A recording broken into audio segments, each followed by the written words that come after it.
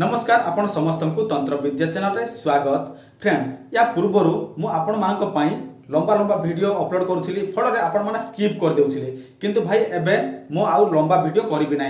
जहा वीडियो कले मध्य मात्र 1 मिनिट रु 1.5 मिनिट भीतर ही रहिबो काहे कि आपण माने स्किप करिवे अजथारे जोटा मु कहिथिबि से सब आपनकर मिसिंग हबो। तेणु मु शॉर्ट शॉर्ट वीडियो करिबि आपण मानको मध्य टाइम बचि जिवो आउ मते मध्य अधिक लंबा वीडियो करबा को पड़िबो नै।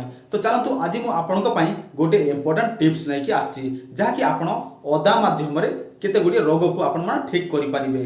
जदि कोनोसी व्यक्ति को पेटरे अग्निमांद्या हेउथाए तापरे तांको गैस्ट्रिक हेउथाए तापरे अम्ल हेउथाए बारंबार बांती हेउथाए किंबा नालो झाड़ा हेउथाए किंबा नालो रक्त झाड़ा हेउथाए सहित पेटरे नाना प्रकार विकार हेउथाए ताहले आपण माने कोन करिवे एथि पई आपण माने गोटे काम करिवे जेते बेले आपण खाई पी सारंती परे आपण कोन करिवे मात्र खंडिए अदा नेबे एवं प्रतिदिन खाई सारिला परे आपण जदि सेटा को व्यवहार करिवे बा खाइबे देखिबे आपणकर आउ से सब समस्या रहिबो नाही।